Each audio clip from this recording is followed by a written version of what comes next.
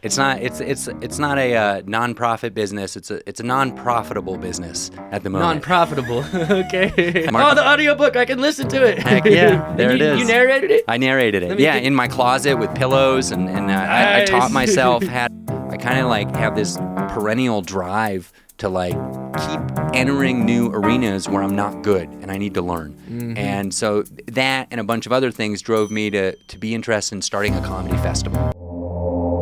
One of our sponsors is Recon Marketing. Recon is the fastest growing social media marketing agency in Colorado. Recon focuses on becoming an extension of your business while providing social media management, review management, and digital marketing. Recon Marketing, putting you on the radar. Our next sponsor is Atmos Planning. Atmos Planning is changing the way business owners and real estate investors are served by the financial industry. Their website is atmosplanning.com, atmosplanning.com. Our next sponsor is Planet Duct. Planet Duct offers astronomical air duct cleaning with the most powerful vacuum trucks in Colorado. They have taken air duct cleaning to a new intergalactic level that is far more powerful and proactive than anything on the market in El Paso County and southern Colorado. Sheath Underwear. Sheath Underwear has a pouch for the boys. It is everyday underwear for every man. 100% money back on the first pair if you don't like it. Visit sheathunderwear.com and enter the code COSBP20 to get 20% off your order. The People's Tiny House Festival is the nation's largest gathering of simple living, featuring van conversions, bus conversions, and tiny houses, of course. Catch the event in Loveland, Colorado, July 16th and 17th at the Ranch Events Complex.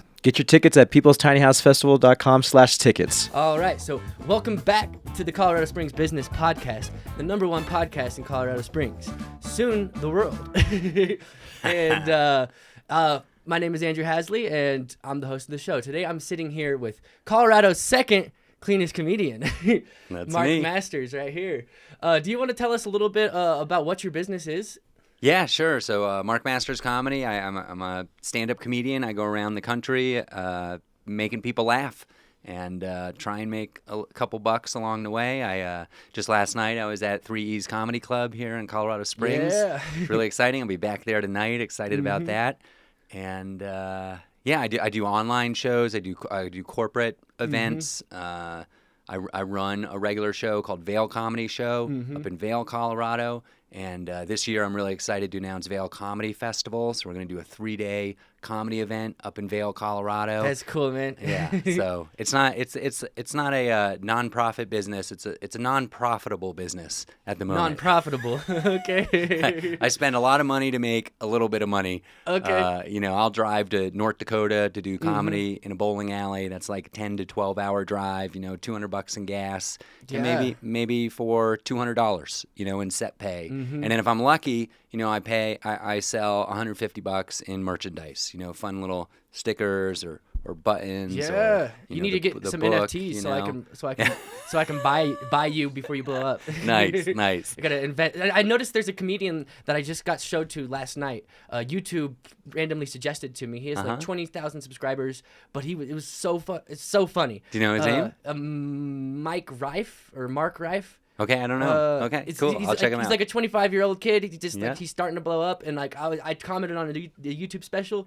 I was like, "Do you have any NFTs so I can buy them? Because you're about to blow up." That's awesome. And so yeah, there is a Hannibal Buress who's a pretty famous comedian. I've seen him live actually in Kansas City. He's great. Yeah. He is connected with. There's a comedy NFT group. Okay. Al Jackson, who's a Colorado comedian, is part of that as well. It's called Jam, JAMBB. I don't know a lot about NFTs. I have a joke about NFTs, Nice. and it works. It works like with half the audience. Yeah. You had a crypto joke too. Yeah. I have some Bitcoin jokes. I've been telling a Bitcoin joke for like 3 years. Pulling audio? What's that? Are you pulling audio? Am I? I can yes. hear him. Mm-hmm. You are? Okay. It's recording over here. It's not showing up. That's why I was making sure. Yeah, that's okay. That's okay? Yeah. I sync it with these cameras, but good looking, because if we weren't recording, that would have been... I've done that before. That would have been bad. All right, so yeah, where were we? NFTs, yes. So there's an NFT group for comedians. Yeah. I don't know much about it, but it's Yeah. called JAMBB. You can look it up online. You can buy in. You open packs. It's like the Top Shot, which is the NBA one. And there's soon going to be an NFL NFT thing. Yeah, but it's for a specific, like Hannibal Buress recorded a comedy special just for the NFTs. They chopped it up. There's some other Pete Holmes is one of the other famous comedians. Maria Bamford. And there's a couple other comics I Chris can't remember. D'Elia was just talking about it on his podcast that he's gonna get a wooden cabin in the metaverse, and he's gonna do shows there. Nice. Yeah, there's even a comedy club in the metaverse. It's called like 0211 Comedy Club or something like that. Okay. One of the comedians I follow, Joe Stapleton.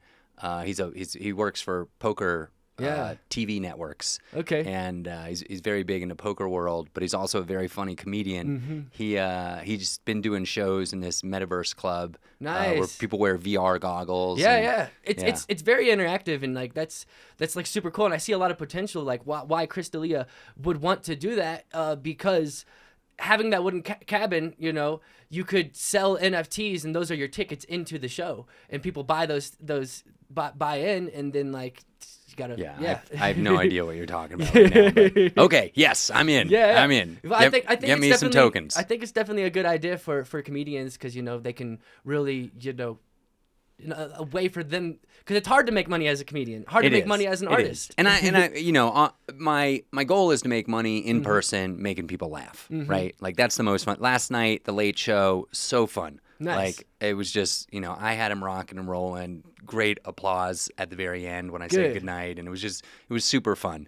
It's fun hanging out with the people after the show, and they just are really grateful. Right now it's a tough time to get entertainment with what's going on in the world, and people are so generous and happy to be out when they come out to some kind of entertainment experience. I went to see Ghostbusters in the movie theater like 2 months ago, and it was so fun. Like people applauded at the end of the movie. I heard people doing that at the Spider-Man movie too. Yeah, it's just like that was the first time I went to a movie in like 2 years in the theater. It was wild, and it was so like I was so grateful as a fan of the movies to be able to experience that in person again. Yeah. And when I do comedy shows, I was just in New York City at a club doing comedy shows, and just the people who are coming out, for a lot of them it's their first time coming out again and doing something live entertainment wise. Still to this day. Yeah, and they're just it's so fun for them. Because it's not like, oh, I do this every Friday. It's like this is the first Friday in 100 weeks That's crazy. that I've gone out to dinner and and made a night out of it. So it feels really special. Yeah. That's crazy. Yeah, that's wild. Like the whole we won't say the C word. Which yes, yeah. I was like, oh, there's another C word that people get angry about. Okay, yes, sure, yeah. It's a wild time. Yeah. I do, I run this thing called Comedy Test Kitchen. It's every Friday night, 6 to 6:30 Mountain. It's the fastest internet comedy show. Fastest internet comedy show. People do 5-minute sets. Nice. It's 30 minutes long. Sometimes as comedians, you run that, right? I run that. Sometimes we get invited to Zoom shows, and they can be like 2+ hours long, which is too long for a comedy show. In person even, that's way too long. Like online, you probably want to be like 120 max. An hour is probably the most you want. But we do just 30 minutes every Friday, and I started that in the beginning of the pandemic, if I can say the P word. Yeah. And I had no idea what I was doing. It was so bad, Andrew. It was like really awful. Okay. Like the cameras and the lighting, and the comics had no idea what they were doing, and it's a little different doing comedy online than it is in person. For sure, yeah. It's a different skill set, and then there's the technology as well. So his first shows were really terrible, but people came out and watched them, and we've grown. And now we have these regular viewers. We got this guy Dave and Edwards and Evil Dave near Phoenix, Arizona. He'll tune in. I'll mention it on Comedy Test Kitchen. You'll get some new viewers. Nice. They come back every single week. Mark in North Carolina, they Dave and Edwards has watched like 70 shows in a row. We've been going for well over a year. He deserves an NFT. Yeah. We should have audience NFTs. That's hilarious. Yeah, but the show, like little by little, it got better, and then there was a point where everything kind of opened up again, and it was harder to recruit comedians to do spots online because they're like, I'm just gonna focus on in person. Thanks, Mark, for the invitation, but I'll pass. And now those comedians are reaching out to me again, like, hey, what you got in February? Because all my club dates they got canceled, or you know. Oh wow, it's interesting like how it's well, it's definitely ebbing and flowing. I've noticed there's been a flux of cases. The clubs generally are actually staying open. It's more the Nice. like indie shows like at bars and stuff like that, where it's just, you know, now that the mask mandates are coming back, it depends where you live For sure, and what week it is. You know, it's really up and down. When I was in Vegas, you had to wear a mask everywhere you went. Like, Yeah. I mean, not walking on the strip, but like any store you wanted anywhere to go you to. were inside. Yep. Yeah. So- And I travel all over, and it's very different in different places. You know, North Dakota, very relaxed. New Orleans, I was surprised, very serious. Everywhere you went, had to show your vaccine card. Oh, Had to wow. wear your mask. I've never even had to experience having to show a vaccine card. Like, I couldn't yeah. imagine living in a city where that you have to. Yeah, I mean, it's not. You get kind of used to it. I mean, I know there's some like libertarians and people who are like, this is like the worst thing since World War II. This is like, you know, the worst. But I just like, I open up my phone. I have an album that has pictures of my card. I just show it. I mean, nobody really looks at it, to be honest. Like I could probably show a picture of your card, and 9 times out of 10 it would work. Yeah. It's like sneaking food into the movie theater. Like nobody's patting you down for your beef jerky or whatever. In my experience, I'm not encouraging people obviously to fake vaccine cards or anything like that. But definitely sneak food in the theaters though. Yeah, you know, I got some friends who run a movie theater, so buy some food at the movie theater, but also sneak in, you know, your Skittles. charcuterie board, you know, whatever you can't buy at the counter. Is that how you say that? Okay, I always say Charcuterie. I always say cocktaterie. Charcuterie, whatever. That's the C word we're not supposed to say. Yeah, exactly. Can I sip my beverage on camera? You can, Okay. yeah. You can even do some ASMR if you want. Yeah, that's cool, man. So tell us about the Vail Comedy Show and how you got started with that. So Vail Comedy Show, we got the comedy alpaca. You can see it on my T-shirt here. You can see it in a sticker. We got buttons. I got all kinds of stuff. I'm good at selling stuff. I'm getting better at telling jokes. I got this book, not good yet. Yeah. So I'm improving over time. When did you write that book? This book covers my first 6 months in comedy. Okay. Okay. So it's unusual. There are very few kind of written. Excuse me. We need a little cough button. Yeah. Let me take an aside here. I have something called vocal cord dysfunction. I've had it for like 15 years. For you, what it means is like every once in a while my vocal cords act up and I have a dry, raspy cough. Oh, okay. Okay. For me, it means I haven't been to a grocery store in like 2 years. It's been rough. You know, Okay. it's not good. It's not a good time to have an unexpected cough. Yeah. It's been a little. Oh, I got you. Yeah, there you go. You're catching up. It's been a trying time. You know, for like 10 years before the pandemic, no big deal. Who cares if somebody coughs? You know, just clearing your throat, no big deal. Somebody clears their throat now and like line at the pharmacy, and you're like parting people like Moses in the Red Sea. And in coughing, that's one thing. But if you sneeze, you better get out of there. Oh yeah, thank goodness I don't have a sneezing condition. Oh my goodness, you know. No, for sure. Yeah. So, anyways, vocal cord dysfunction. So the book, it's about my first 6 months getting started in comedy, and I like to say it's got 25-star reviews on Amazon. It's very well reviewed, Nice. and a lot of people like it. Does that allow you to be like a bestseller? I don't think so. I think I'm like number 8,758,000,000. There are so many books on Amazon. Well, there's like a business hack for books on Amazon. Let's hear it. Actually, Let's hear it. If you make sure your subcategory, like you have your main category, Okay. you can be a bestseller in the subcategory and then get the Amazon bestseller sticker. And sometimes that heck only yeah. requires like 50 book sales. Oh my goodness, that's great. I mean, I've sold way more than 50 books. Okay. I just like 6 months ago, I bought a box of 40 more. Like you order them and they ship them to you, and I was like, I'm ordering 40 because the more you order, the cheaper they are, and you save on the shipping. And I was like, I'm gonna have these things forever. I'm never getting rid of them. And I only have 3 left. This is one of the 3 left. I'm gonna have to order again. I sold them all. They're incredible. They're Nice, great yeah. at the shows. Is I it your autograph best-selling them for product? people. Excuse me. In terms of revenue, absolutely. Okay, sweet. Yeah. And probably. Yeah, I'm sure I've sold more. I mean, I've sold hundreds of them in person. And then people it's keep great. books too. Like they lay them around, they sit them around, they put them on their shelves. Who knows if they keep them? Well, I mean, long term. you're more likely to keep a book than a sticker, I think. Yep. Yeah, sure. You put the sticker on a water bottle or a notebook, and then you throw out the notebook, and or you lose the water bottle. But yeah, the book's done really well for me, and I have an audio book that I recorded of it. Good. And Is it on Audible or on? it is Amazon? on Audible. and it's on Amazon. It's on like everything, Google Play. Scribed or Scribd? I think so. Nice. It's on like 100 different platforms check, through a check it out right I now. have a subscription to Scribd. Oh, you can get it for free. Scribd, And I yeah. will, if there are people listening who can't afford the book, I have ways to get you a free copy. You just go to markmasters.co. Not good yet.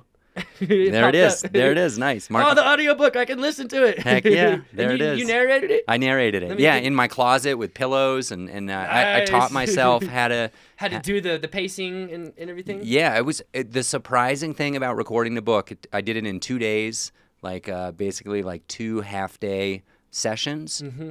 I was so tired that first night, I couldn't believe it. I did nothing. Some comedian down in Denver told me that you should stand when you're doing audio recording. I'd never heard that before. But when you see like the Hollywood celebrities narrating the Pixar movies and stuff, they're always standing. Or Family Guy or anything? Yeah, they're exactly. I standing, was like, yeah. oh, okay. And it has something to do with your diaphragm. Makes sense, yeah. And stuff like that. So I stood for like 3 hours reading my book. I got it on a Kindle and would just like flip, because I started reading it from the physical copy, and you could hear the page turns. And I would like drop the book and I'd be like, You don't want to hear that, yeah. I got to redo that page, and it was such a hassle. But so I got on a Kindle, and that worked really well for me. I had like Perfect, a stand, but all I did was read for 3 hours. That's all I did the entire day. I probably got about 10 steps the whole day, and I slept like a baby Nice. that night. Like I was so exhausted from just reading out loud. It was wild. It's interesting how certain things can just exhaust you that you wouldn't like. They're not physical, but it's like it's a lot of mental work, and that actually you're putting your brain on overdrive, for Exactly. 3 hours straight, Yeah. Yeah, and every once in a while I get a random email from somebody because I put my email in the book and encourage people to reach out to me, and they'll be like, I got your book, somebody gave it to me. And I'm not Nice. even into comedy, I'm into making kites or something like Nice. that. Like whatever their dream is that they're pursuing, they get re-energized and excited by my story. For sure, yeah. Because now I'm a little...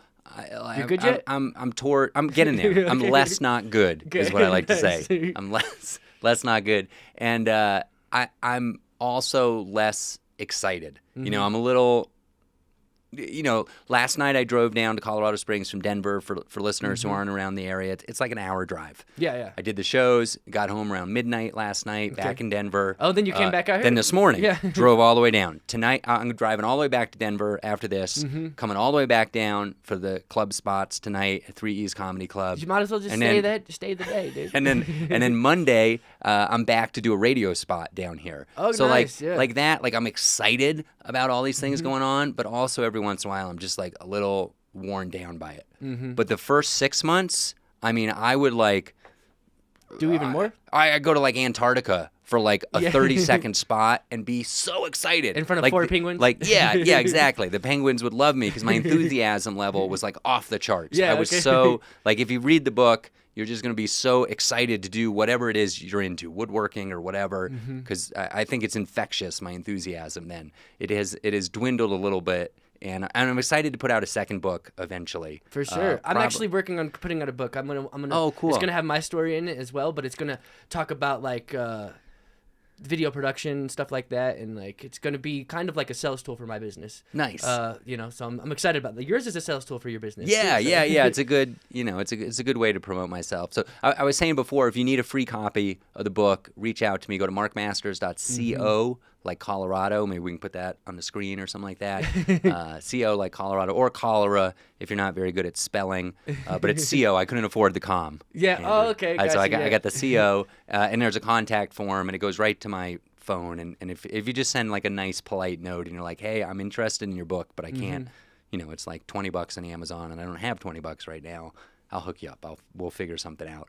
Because I want people to read the story. I think it's interesting and exciting. So you asked me about Vail Comedy Show. Yes. How about we get back to that for a second? yeah. So anyways, Vail Comedy Show, excuse me, we got the alpaca. And it started out a little over 2 years ago. We used to be at Vail Brewing Company in Eagle Vale, Colorado. really fun show. Started out super small, like anything. Just persistence is so key. Like this podcast is amazing. Thank you, really, yeah. and you guys put the production value is great, and the guests you get are amazing, and it really shows. Like your dedication and persistence really shows. It's kind of that same lesson I learned from Comedy Test Kitchen. It started terrible, and now it's really good. Yeah, and we've been running 70 plus weeks. You'd be an idiot to not be good at something if you do it every week for 70 weeks. Exactly, yeah, and that's kind of how it works. My first episode was recorded on just my phone. Like, there's 2 microphones, one here, set it down, no video, and, the conversation would get to 20 minutes and I wouldn't know what to do. I just wouldn't know how to keep it going, Yep. And so that was not only just the production value, but the ability to be a good host is a skill that you have to learn too. and you build it up. And I've learned that lesson so many times in comedy and other areas of life. Sometimes you just got to start. Yeah. You can't worry about it being perfect from the beginning. Fell forward. Exactly. We'll talk about Vail Comedy Festival in a little bit, and that's a perfect example. I have no idea what I'm doing, but I'm just doing it. Yeah. I'm starting, and you fail fast. Yes. You make errors, and you adjust for them, and you get feedback quickly. If you don't start, you're never going to finish. That's how I feel with this company that I'm starting right now called Vehement Games. Oh, and cool. We're going to be doing video game design for businesses to use as marketing tools and also training simulators for their specific company. That's and awesome. That's kind of, there's literally like no other person doing this. I see a major opening in the market for this, and I'm gonna seize it. So that's terrific. That's really cool. Learning the video games. There's a lot of stuff that I still don't know yet, but I know I can know it. I know I can figure it out, and I'm very confident just because of the skills that I've had. Game design is something that I've wanted to do since I was in high school. Actually, I thought I needed to go to college for it, so I just never did it because I don't want to go to college. Well, that's a funny thing. I'm old enough that the things I learned in college are like totally outdated. Okay. Like, so useless, basically useless information. But the important thing is I learned how to learn. Okay. Like nice. I learned the hard way that I could look at something that I could not understand at all. Like I almost wanted to cry that I had to like read this 20 pages and synthesize it and understand it and be able to explain it to somebody else or write a paper or pass an exam. That's good. Yeah. And then you do that enough times, you're like, I can kind of figure out anything. That's how I feel. Yeah. And I've actually kind of had that attitude, like, maybe arrogant or maybe, I don't know. But There's some confidence there, some hubris, but it's good. It's earned confidence. I think so. Yeah. And it doesn't always work out. And there's a funny kind of anecdote in the book that somebody reminded me of recently, that when you get started in comedy, you have to have that in spades. You have to almost be like a psychopath in terms of your confidence, because you're so bad. You're so terrible when you get started in comedy, and there's no feedback telling you to continue. Everything is just bombing. Telling you to not continue. Yeah, exactly. You're just doing terrible in these sticky floored basement bars. And there's no reason to keep going other than some weird, misguided idea that eventually you'll be good. Yeah. And I relate that to business in every aspect. Absolutely. Because when I first started my business, like, there was no good reason for me to keep going. A lot You're of not times. good. You're not good yet in all aspects of life. When you start, so if you try and run I talk about like endurance running, like running a marathon. I think comedy is a lot like that. When you, like, if I asked you to run a marathon tomorrow, unless you're a marathon runner, you can't, like, it's physically unless impossible. you're David Goggins. I don't know who that is. Is he a local? Does he run up the Pikes Peak or something? He's just a crazy guy. Oh, okay. No, he's not crazy, but a little bit. I don't think he could. If he doesn't, if he didn't train for it, and your body. He did actually, and he was overweight, and he was determined. He broke like all the bones in his feet. Like, that's how dedicated he was. He was still running after breaking his bones. Wow. That's the crazy that you need to have if you're going to do it. But Anyone, over a long period of time, you can accomplish anything. Right? But right away, not necessarily. Your podcast on day one is not going to be amazing. No. You're not going to be the Michael Jordan My next of podcast will. Yeah. If I did that. Yeah. Sure, exactly. And that's another funny thing is how I get bored of things. Once I get good at them, I get a little bored. Same, and you like want to spin off into something else, and I want that challenge of grown up. Anyways, we keep getting off topic from Vail Comedy Show. This is the same story. Vail Comedy Show. It started. It was okay. It wasn't amazing. I was bringing local Denver comedians up to Vail. We'd put on shows.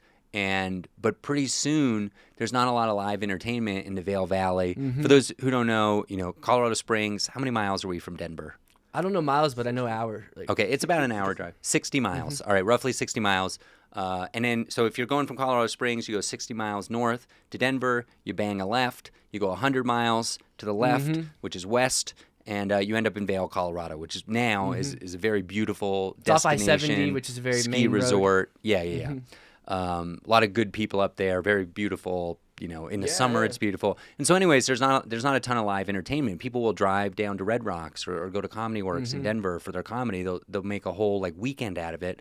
And so bringing live comedy up to Vail was something unique and special and different. And it was like a snowball. You know, it turned into like a bigger snowball and bigger. It's rolling downhill. And every month it got bigger and bigger and bigger until we were in this 75-person space, and there were like 130 people coming a month.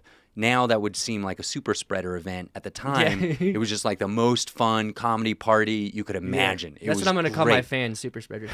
It was awesome. It was really fun, and we were hitting our stride, and then all of a sudden, boom, that C word came out, and it stopped, and we pivoted to online, which was funny. It was a good lesson in how disappointment.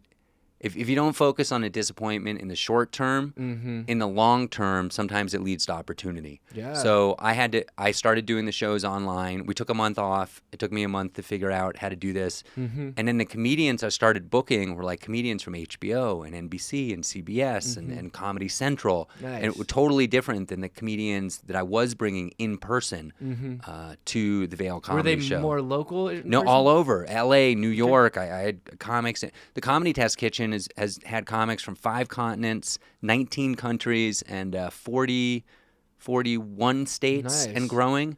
And you're the producer of the show? Yep. Okay, Yep. nice. Yeah. Comedy Test Kitchen is the free thing. It's always been free. You can tune in anytime. Just Google Comedy Test Kitchen, and I'm sure it will come up. You can subscribe to my YouTube channel at Mark Masters Comedy. Did a lot of comedians see that as a beneficial way to keep them going, like when it first happened? Yeah, it's kind of controversial. So like I said before, some comedians don't like online. For sure. And some have just refused to do online, period. Yeah. And it's because there's an art to stand-up comedy. Yeah. And it's missing when you're doing online. For sure. It's not that you can't be funny. You watch Caddyshack on DVD. That's a pre-recorded experience. There's no lie, and you're going to laugh. It's funny. What's you a watch DVD? Airplane. Digital video disc. It's like an NFT. You can make copies of it. You can sell it. So anyways, some people don't like the online, and that's okay. I respect that. Like when I reach out to a comedian and I'm like, hey, do you want to do my online show, which could be a corporate thing that pays very well. It could be a Comedy Test Kitchen, which doesn't pay at all. Could be a smaller thing like the Vail Comedy Show. We paid the comedians, but it wasn't like a huge payday. It wasn't like doing a corporate gig. But on the other hand, it was only like 10 minutes of work, and you don't even have to wear pants. Nobody can see. What for sure. What you walk from your living room into your closet where you got your little video studio set up, and you're going. So it's much harder online to get feedback. I really pride myself on the production value of my online shows. You can see that in Comedy Test Kitchen. We have like a roll-in videos for every comedian. It's very colorful. Like people talk about Zoom fatigue, which I have a bit about that. I do have a bit about that, and so I think that's a little ridiculous, the Zoom fatigue. Yeah. But I get it. Doesn't it have to do with the? I don't want to spoil it. Yeah, don't spoil it. Don't spoil it. Oranges. Oranges. Yeah. I was going to say that word. I won't. Yeah. Don't say the other word because I will give it away. But oranges. Come out and see me live, everybody. It's a funny bit. Actually, I don't do that bit anymore. I've been trying to avoid anything about the C word, basically. Yeah. Because people are out. They want to have fun. They're out to party and laugh, and they don't want to be reminded what's outside the walls of the comedy club. So I used to have a ton of. I do have 20 minutes of material that I don't do anymore. Okay. That's all about the pandemic. By the way, if you're tuning in late, vocal cord dysfunction, rewind. That's why occasionally I cough. I'm very sensitive about it. No, for sure. I could see that. I mean, I could see why, because it's something that you've had for 15 years. Yeah, and I didn't really worry about it too much until I mean it's definitely I definitely worry about it now. I didn't. You keep it under control. Sometimes on stage? It ebbs and flows. Okay. You know, sometimes it's just, and I can't. And it probably goes unnoticed too. I've been to so many doctors to try and fix it, especially during the pandemic. I really hit it hard trying to go. I've been to speech therapists, and you know, I meditate. Supposedly, like if I lower my heart rate, it's supposed to be better. I don't know. I can't figure it out. If there's a doctor out there who can cure my vocal cord dysfunction, I talk about it on stage, which is kind of a fun thing. Every once in a while, I'll talk about something on stage, and afterwards, somebody will come up to me and be like, "Hey, I'm an expert in that area. I can help you." And somebody came up to me and suggested a mouthwash that they knew somebody who had a similar cough, and they switched to a mouthwash for senior citizens that had like silver in it or something like that. And they said, try that. It will get rid of the cough. And I tried it. Spoiler alert, didn't work. Yeah. Didn't work. I got a lot of bottles. I got a lot of $50 bottles of mouthwash because they came in like a pack of 6. If anybody wants, go to markmasters.co/store. That's where you can buy all these stickers and buttons and stuff. And I'll put up the mouthwash if I can get rid of it. Nice. Yeah. Okay. Yeah. The shipping might be expensive. Maybe we'll make an NFT of the mouthwash. Can you give them a discount for watching watching the show? Yeah, sure. Yeah. Actually, yeah. If you send me a note and you want to buy anything in the store, 20% off. Nice. Mention Andrew and Vehement and the Colorado Business Podcast, and we'll 20%. Done. Nice. Done deal. Sweet. Yeah. So, gosh, we're all over the place. This is fun. This is fun. So I was talking about Vail Comedy Show. Let's talk a little bit about the festival. Okay. I'd love that. So Vail Comedy Vail Comedy, just to finish the Vail Comedy Show, the pandemic happened. We went online. We came back in person. We had a little period where we were in a movie theater, which was super fun and different and unique. The Riverwalk Theater in Edwards, Colorado. Love those guys. Hey, Grant. Really just a great space, really cute old school movie theater. If you're ever up in the mountains, go check out a movie at Riverwalk Theater. Really fun place. So we did the show there, and now we're in a different place. We're in Vail Village. If you've ever been to Vail, Gondola 1, it's just like steps from Gondola 1. It's at Bridge Street Bar. It's a downstairs basement, like party bar, basically. They have live music. They have a stage, and we pop up a comedy club once a month. We drag out all these chairs that we bought specifically for the comedy show. I Velcro spotlights to the ceiling.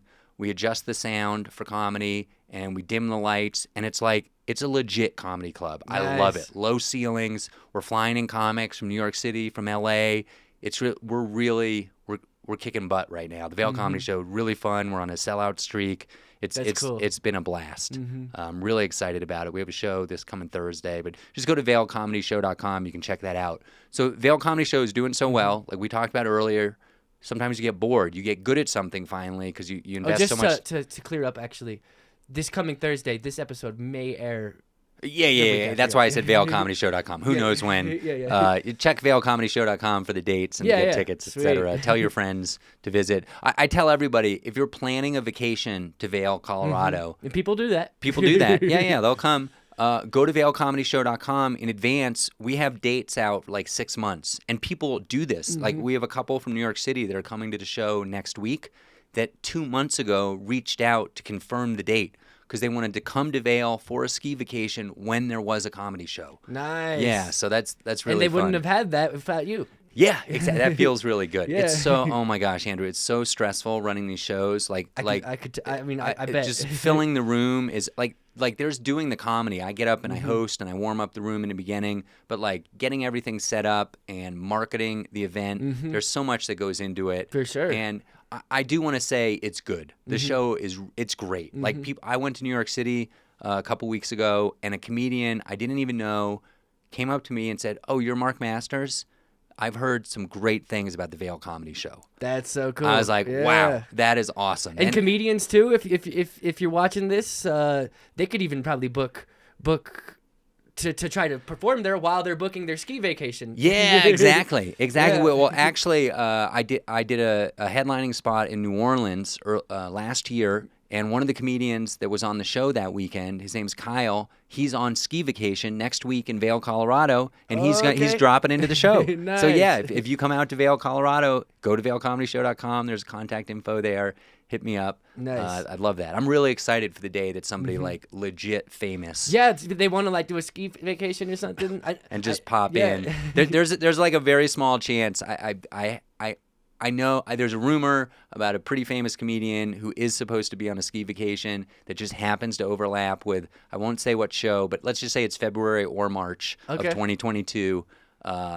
Maybe something's going to happen. I don't know. Knock on wood. I'm really excited about it. Maybe it will happen. Maybe it won't. So anyways, I got good at running Vail Comedy Show. And like we were talking about, I kind of like have this perennial drive to like keep entering new arenas where I'm not good and I need to learn. And so that and a bunch of other things drove me to be interested in starting a comedy festival. I've been volunteering at comedy festivals around the country for a few years now. Good. So you have a good feeling of how they are run. Yeah, exactly. That's why I started doing that.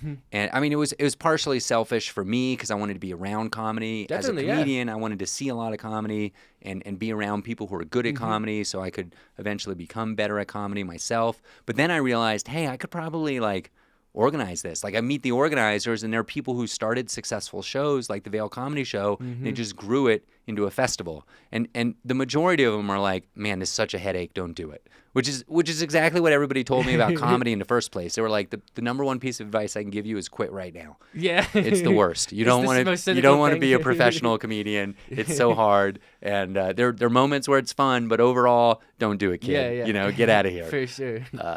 But anyways, I decided that I was interested in running a festival, and I wanted community support up in Vail, so I started working with the town of Vail, and they've been fantastic partners and really excited about the project. And I've been working on it for like a year with them, and we're finally at the point where this Memorial Day weekend, May 27th through 29, 2022, go to vailcomedyfestival.com. The website went out yesterday for the first time.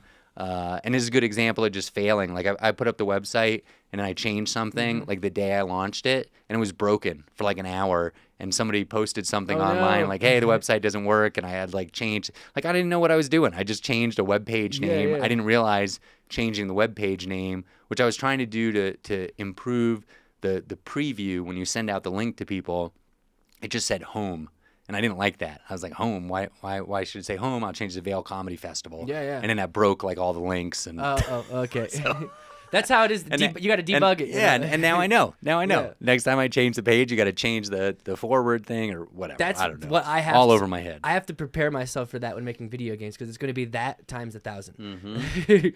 Like one little thing could break the whole game, you know? Yeah. So we have we have 5 headliners already booked. I'm really excited about them. One of them's a regular at the Comedy Store in Los Angeles. Okay. A couple of them are regulars at the Comedy Cellar in New York City.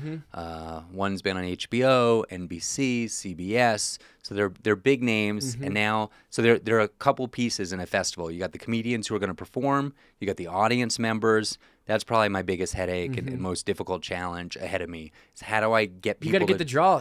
What's going to draw people to come? Yeah, and just getting the word out, letting people know, like, hey, Memorial Day weekend, like I should plan a vacation to Vail, and I can hang out and go on hikes and eat delicious food and get a festival badge and be able to walk into all these venues and just watch comedy all weekend long with crazy. comics from all over the country. Yeah. So the comics I feel like I have a pretty good handle on. I need more comedians to apply to the festival.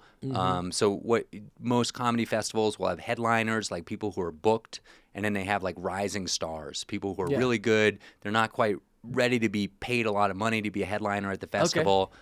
But they're just on the cusp of getting their big TV credits. Maybe they got 1 or 2 TV credits, and so we're trying to get that group right now. And if you go to vailcomedyfestival.com, you can't buy tickets as an audience member, but you can apply to the festival. There's some buttons to do that, and then there's maybe we'll get vendors. Does the website show who the No, not yet. Okay. We haven't released it because that's going to be your main draw, right? Like, Is the all I've said, right? I'll tell you off air. One of the we have a legit movie star who happens to do comedy. Nice. I already know who it is. You think so? All right, don't say it out loud. We'll see if you know who it is, because there are a lot of them. But oh yeah, you're right. Yeah, there is a lot. But there's one who just recently started getting in the comedy. Oh no! Okay. This person, I'm being very careful not to say gender. This anonymous person has been doing comedy and movies for a very long time. Gotcha. So it's probably not the person I was thinking of. Probably not who you're thinking. I wonder who you're thinking of. We'll talk. You can say, who are you thinking of? You can say the guy who was on Sopranos. Now I can't think of the name, but okay. He recently started doing He's doing stand-up too. Huh? Yeah. All right. It's crowded. It's a crowded. If I could say the name, you would know who you would recognize the name. But I didn't get into Sopranos. Me neither. Yeah. I just know that's Okay. his All what right. he's Is he skinny? Is he he short? He's not skinny. Okay. He's All not right. fat. I don't know. All right. Just a generic guy from The Sopranos. Yeah. You guys will know what we're talking about. Yeah, I'll figure it Okay. out later, but yeah. So yeah, there's a lot of headaches with the Vail Comedy Festival that I just have to figure out. You know, it's a 3-day event. I got to house all the comedians. I got to market. You know, I got to figure out how to put ads in like Dallas, Texas newspapers, and hopefully get some people to fly to Denver to watch the festival. And different versions of tickets. I got to figure out how to have people at different venues, how to have unique, interesting venues. Like I have this vision of there's this cowboy hat store in the Vail Village that has a bar in it, and I want to pop up a mini comedy club in it and just do a show in that cowboy hat store so that the pictures are just awesome. Just a bunch of cowboy hats, and it looks, it's different than just going into a bar. You can people can go into a bar anywhere in America and see a comedy show. But I want some place. There's a ski boot business, Surefoot in Vail, Colorado. I've been talking to a manager there about possibly having a comedy show in this ski boot business, which is just like a weird, quirky kind of pop-up idea that I think will be really fun and unique to the Vail Comedy Festival. That's awesome. Yeah, like it's gonna be cool, man, and that's so cool that you're pushing yourself and you're grinding and it's a challenge for sure. It's for sure, and I got to get sponsors. I got to raise money. I'm already stressed about that. And then signage, like when you drive into Vail, if you've ever been to Vail, at the Rotary, there are these cool like tall signs. I had no idea they're like 8 feet tall. They don't look that big because they're like 30 feet in the sky. And I've been looking at, they're like $2,000 to $5,000 to get them printed. And the pull-up ones like that? No, they're just vinyl, like very strong vinyl, because the wind is so intense up there, and you got to cut. You got to cut like holes in them so that the wind can go through, wind holes or something like that. So I'm gonna get those printed and work with the town of Vail and get a permit so that like when you drive into town, it's gonna say Vail Comedy Festival at the roundabout as you're driving around, and big picture of smiling people and maybe even the comedy alpaca on there. I just so many headaches. Like when you walk into the village and when you go over to the covered bridge in Vail, this iconic covered bridge, there's a big banner there, and you can register with the town to put your banner up there, but you got to get it printed, and it's got to be the right specifications, and you got to plan that out months in advance. So, there's a lot going into this. There's a lot going into this. It's a business, is what it is. It is a business. It is a business. And ultimately, like you started this off asking me, what is your business?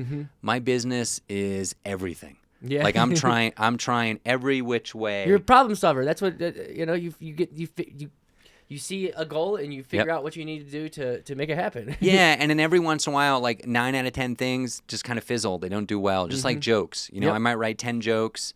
9 of them don't do great at an open mic. 1 of them does well. I try it at a small show. It does okay. Not everyone that gets to the small show level does okay. But eventually, like last night at the comedy club, I was doing jokes that were like 1 out of 1,000. They're the one I've really like. There's this pyramid scheme where at the bottom you got a lot of failure, and at the top there's little gems that make it all the way up there. And it's the same thing with business pursuits. I wrote the book. The book went well, so I'm going to do a second book eventually. The stickers have been a real surprise. I went up to North Dakota. And they must love alpacas up there. It's so funny. I went to Williston, North Dakota. Shout out to Williston. I'd never heard of it.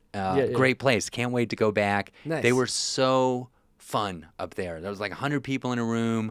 I did a 30-minute feature spot, so you're the person before the headliner. And after, and then I went in the back of the room and I set out all my stickers and buttons and books. I sold out of my books. I sold a ton of stickers. People were taking pictures with me, getting my autograph. Like, so fun. $183 in merch I sold in like one night. Nice. It was incredible. I had no idea. So that was something that worked well. And there's a specific joke I tell towards the end of my set usually, and it was very popular in North Dakota, and people were very disappointed that I didn't have a sticker of it. But I now have a sticker of it because I got that feedback, and last night I sold some at 3E's. Cool. So it's just like I'm in the business of success. with a ton of failure. So I will fail in all these areas, and then if one thing kind of gets warm and kind of heats up, like the stickers did well, then I find a way to like improve it and make it better, and I just keep going out. I'm like roots on a tree, you know, just going out trying all these different things, and some things don't work and some things do. Yeah, that's how I feel with my business ventures that I kind of start, or things within my company. You know, I figure out what works, and you know, you double down on that, and that's the best way to there's probably a method out there that has a name that describes shotgun approach, maybe. Yeah. Shotgun and double down. You double down where we're going to get some NRA sponsorship now. Very popular with the gun. I don't know if you're anti-gun. It's so hard to navigate everybody and be palatable to everybody, but it's fun. I really love the comedy stuff, and the ultimately the book and the stickers and the making the money. I don't really care about that. Like it's a means to an end. The end is last night, bright spotlight in my face, hearing my voice booming in this beautiful comedy club in downtown Colorado Springs, and people just cracking up laughing. And you know, an applause break on a joke that I've worked really hard on. You know, the other day I drove to Steamboat Springs, Colorado, negative 20 degrees on the drive there. Headline to show, Steamboat Comedy. I don't have any air conditioning in my car. That would have sucked. Air conditioning? You don't need air conditioning when it's negative 20. You just crack the window. It was so cold. I've never experienced this before. I have like an okay car. It's like a 10-year-old Subaru Outback. And it was so cold outside that the heat couldn't keep up. Like the cold was coming in through the windows, and like my left arm as I was driving was freezing cold. It was so cold from the window. Just oh man, it was miserable. And then there was two huge elk that I almost hit on Highway 131. It was a wild adventure to get there. But I get to the Steamboat Comedy Show. Kyle Ruff up in Steamboat organizes that, and I was lucky enough to headline the show. Nice. And it was fun, man. That's the end. That's the goal, to tell a joke that people laugh about, to be like, you know, I've worked so hard to be comfortable on stage. And that show in particular, I got a lot of great feedback about how I was just like loosey-goosey and talking with the audience and very present and in the moment. And that's something that's been very hard for me to get to have any level of comfort on stage. And I've done the Steamboat Comedy Show a bunch of times, so I think that helped. And Schmiggity's up in downtown Steamboat is a beautiful venue that I've been at several times. Schmiggity's, that's the name of it. Yeah, it's a really cool music venue right there in downtown Steamboat Springs, Colorado. And sounds like a strip club. Does a little bit, I guess so. I don't know. Sounds a little nerdy. I think a little nasally for the strip club, but yeah. Anyways, it was a fun time being in Steamboat, and it just, you know, wherever I go, if it's you know, Omaha, Nebraska, Iowa City, Iowa, I just like to make people laugh, and that's what I'm here. That's what it's all about.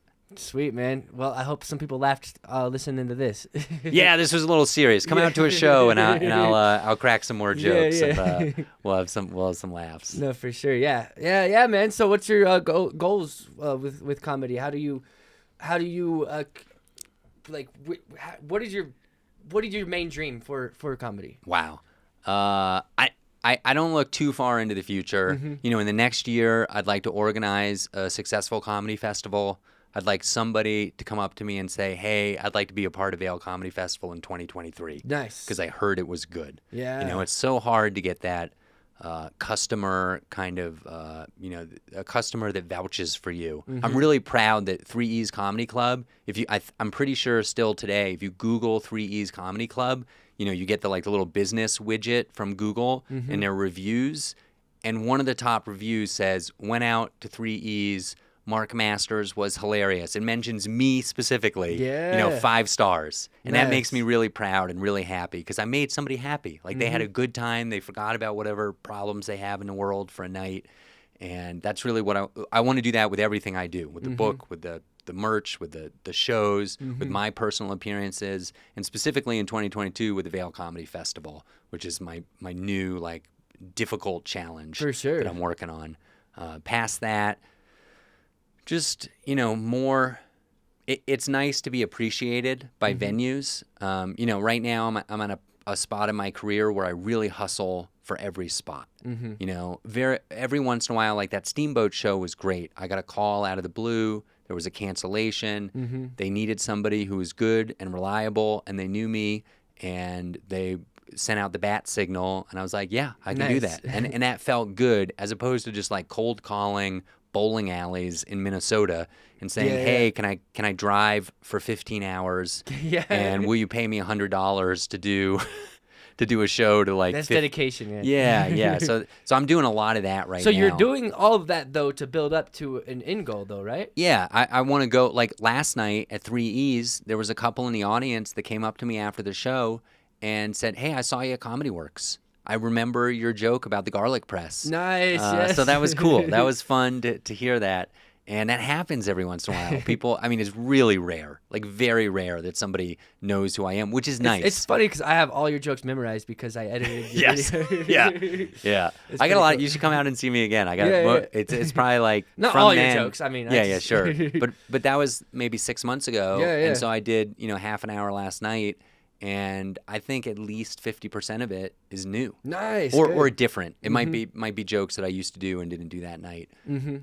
So that's kind of fun how it's always evolving. Sure. Yeah. So one of my goals is just to be sought after as opposed to kind of begging for stuff. You got to start out doing that though. Yeah. I mean, in order to get that sought, it just doesn't come out of nowhere. Right. Like you got to put in the work. I mean, exactly.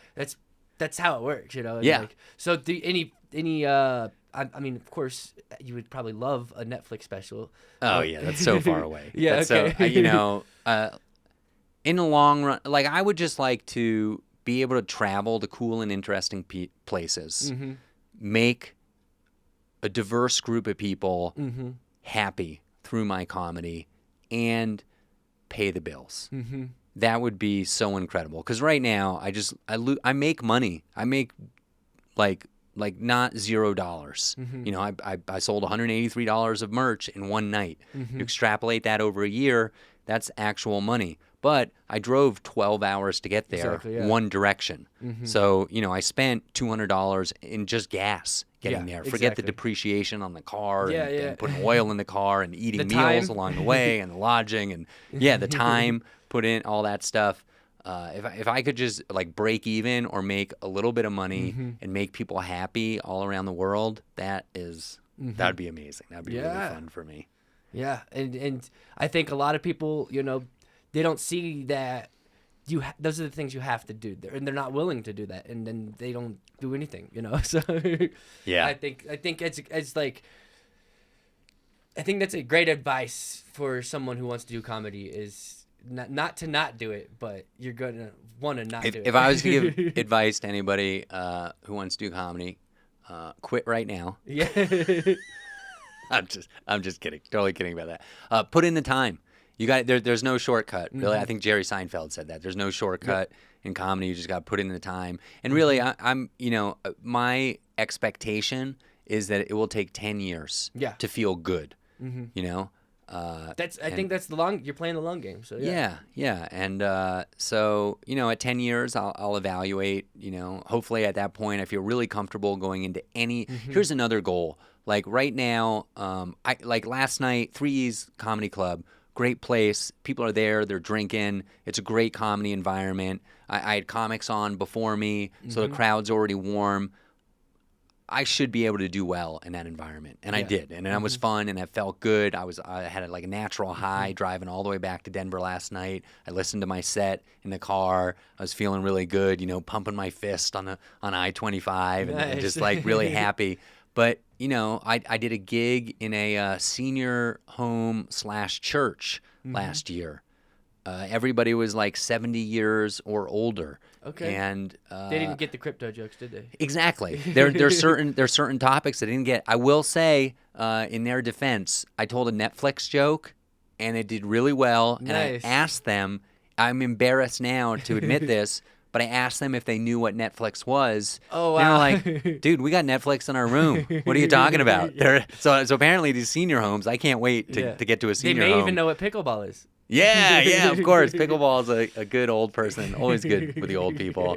But they're just different, doing a 10 a.m. corporate at a business where everybody's in a suit and tie and doesn't really want to laugh in front of their boss. Like and you have to be perfectly clean. We had a comedian on here who does specifically that. He organized his comedy shows for like businesses to help bring like company culture or not like help team building kind of thing, you know, or like just camaraderie, help build people like fun things to do, you know, that a lot of corporations with a lot of employees will do things like that. And that's kind of his business. It's called Laughter to Success or something like that. Nice. Oh, I know that guy. Mel Austin. Yeah. Mel's a really good dude. He does a lot of internet shows too, actually. He did one of my online shows. Nice, yeah. He's a good dude. You know, check out markmasters.co if you have any corporate needs for comedy. Like 4 or 5. But then check out Laugh to Success. Yeah. I just realized we've had like 4 or 5 comedians on the show. Good. We've had the cowboy comedian. I don't know if you know who that is. No. We've had you had Brian Sullivan. Yeah, Brian Sullivan's a good dude. Hey, Brian. Yeah. And then we've had Mel Austin, and now you. That's 4. Nice. And then 3 is Comedy Club, but he's not a comedian. But Awesome. Yeah. Eric. Yeah. So one of the goals for me is just being able to do well in any room, any environment. You know, sometimes, like, here's a very humbling experience I went through. I drove 10 plus hours to middle of nowhere, North Dakota, very small town, 3,000 people, did a comedy show in a bowling alley, and I'm not really ashamed to admit that I bombed. Okay. I did really terrible. I had 30 minutes. I did like 20 minutes that just didn't go well. I talked about running for fun. Nobody in this town had ever heard of running for fun. You tell that joke in Colorado, it's great. Yeah. They had no interest in it. I had a lot of jokes about Walmart kind of like not being a cool place. I had like 5 minutes on that. And they weren't having that. They loved Walmart. Okay. Like for them, Walmart is like a day trip adventure. They drive 3 hours. And I get this. Like Walmart is, in its own respect, amazing. Yeah. You can buy spray paint and fresh spinach and underwear and, you know, light bulbs. Like it has everything in the world. And if you live in a 3,000 person town, I grew up in a very small town, in like a 2,000 person town, Walmart is like, it's wonderful. It is literally wonderful. It's an amazing, huge experience. So I did terribly on that. And then I kind of got him for like 7 minutes towards the end. And then I went into my closer, and the beginning of my closer as an NPR joke. And I've never sold a joke with so much confidence and gotten such a negative reaction. Like, it wasn't negative. Nobody booed. It was just completely silent. There was no reaction. And to the point where I couldn't really see because of the spotlights. And I was like, does anybody know what NPR is? Like, what's happening right now? Yeah. 40 people in the audience never heard NPR. Wow. Like, I just assumed everybody around the country knew what NPR was. They didn't know what NPR was. So that was my fault as a comedian, not understanding my audience and not having the tools to like adjust on the fly and be like, oh, I need to tell jokes that are going to work in a 3,000 person town in the middle of nowhere, North Dakota. That reminds me of something that Matt Rife, the person I was telling you about at the beginning of the show, who I think you should invest in NFTs. In his, I watched the whole thing. I didn't even plan on watching the whole. I just clicked the video and I ended up watching the whole like 50 minutes. It was so good. But he had a bit about a Ouija board, and like a girl like was at his house. I won't say the joke, but I don't want to ruin it because I just won't perform it as well as he can. But he like in the middle of the show, it was like a long bit, you know. Like in the middle of it, he stopped. He's like, hold on, wait a minute. I want to know, is there anyone in the audience that doesn't know what a Ouija board is? And literally one person didn't know what a Ouija board is, and he's like, God bless you, or something like that, or something. But like he was really good with handling the audience too. But like it was cool. Like that stuck out to me because like I was surprised that one person didn't know what a Ouija board was, but he took the time to actually and that's a explain skill that for him too. Like he was obviously thinking about his audience as well. Like yeah, you got to be in touch. At that show in the bowling alley, that was a while ago, and I just wasn't in tune with the audience. I was working off a script, and I just didn't do my job that night. I did a poor job.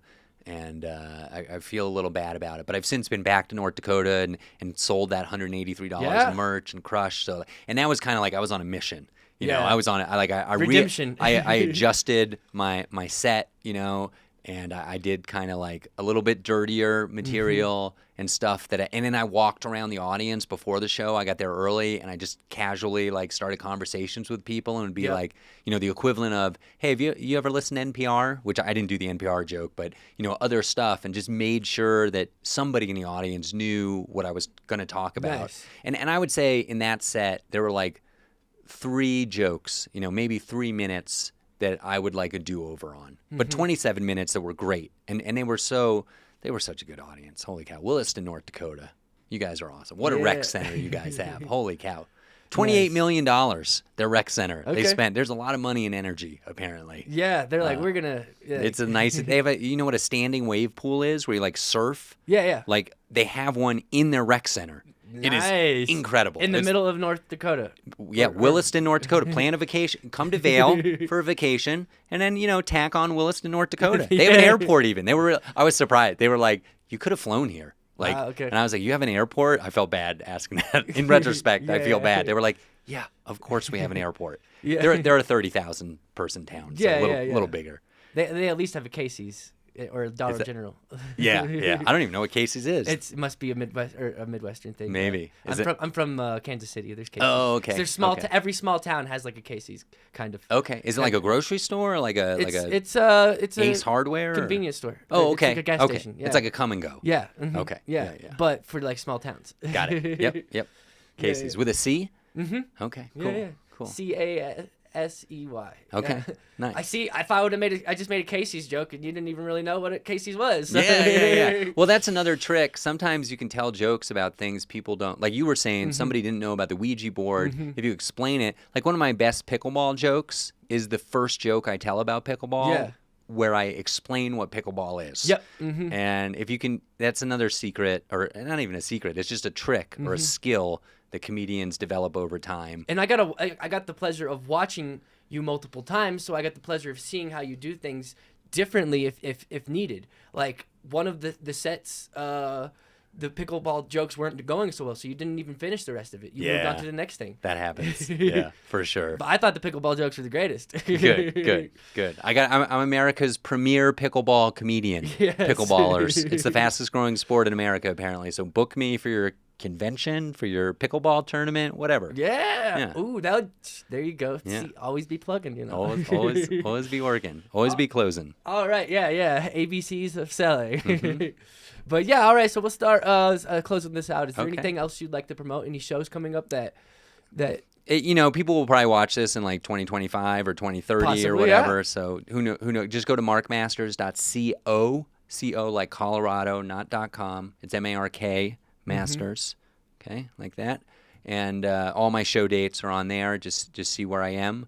And check out VailComedyShow.com, VailComedyFestival.com. If you want to help me out for free, if you enjoyed watching this, you can subscribe to my YouTube, follow me on Twitter. I have this Bands in Town thing where you can track my appearances around the country. Nice. If you go to markmasters.co/help, HELP, there are free ways you can help me out. Nice. And a reminder that if you go to markmasters.co/store, where you can buy all this stuff, 20% off if you send me a nice note and mention the Colorado Springs Business Podcast. Yeah, okay. I can't believe someone stole markmasters.com before you got it. Yeah, I'm not. That's a long-term goal, is to be the most famous Mark Masters. Okay. Because I'm not. There's a DJ, there's an architect, there's an author. Nice. I'm working my way up the Google search results. I think I'm Yeah. number 2 right now. If you just Google Mark Masters, I'm not the first one that comes up, but I'm basically right there. It's been a real exciting thing about Vail Comedy. There's a Vail in Arizona. And 2 years ago, if you searched Vail Comedy, there was a comedy show in Vail, Arizona. And I don't know who that person is, but I apologize because I've destroyed them. Yeah, in SEO. In SEO and Google search results. You search Vail Comedy now, which people do, when they're visiting, and it's like, pages and pages of Vail Comedy Show. We were in a Zimbabwean newspaper. There was an article about us in in international press. The Vail Daily. We've been in lots of other newspapers. The newspapers in Aspen have featured us, some TV Nice. shows, and they're just result after result after result for Vail Comedy Show that makes me very happy. I worked Nice. pretty hard on that and feel good about it. Yeah, there's got to be some. You guys got to start putting out some YouTube clips with Vail Comedy and. Yeah. There's always so much to do. Holy cow! Because you know what I mean. Like everyone knows what the Comedy Cellar looks like. You know, like everyone knows what the Laugh Factory. Like, well, you want to have that signature look. Yeah, we have a beautiful backdrop. Actually, if you look on my YouTube channel, we do a recap video after every show. Recently, that's like 3-4 months now. We've been doing that, and you can see footage. You can't hear the jokes, but you can see the comedian on stage. You know, the different comedians, and then audience members after the show just saying that was so fun. We'll be back again next month, etc. So hype video. The cowboy comedian, he posted a clip of him at 3E's Comedy Club on TikTok, and it actually was his biggest video in 2021. Like, it went viral. Awesome. So it was just cool, like seeing 3E's in the background. Like, I want 3E's to be that signature spot, you know, that everyone recognizes, like the Laugh Factory or the Comedy Cellar. Like I think that would be cool. And I'll have my GoPro at tonight's show, and I'll be recording my set, and who knows, maybe that will get out on social media at some point. All right, so we'll start closing this out. Before we forget, we'll do a little video too to promote on my Facebook story to promote the show tonight. Okay, awesome. I just want to put that out there so I don't forget, because I always forget, but I haven't been forgetting lately. All right. So I've been wanting to stay on top of that. But yeah. Good stuff.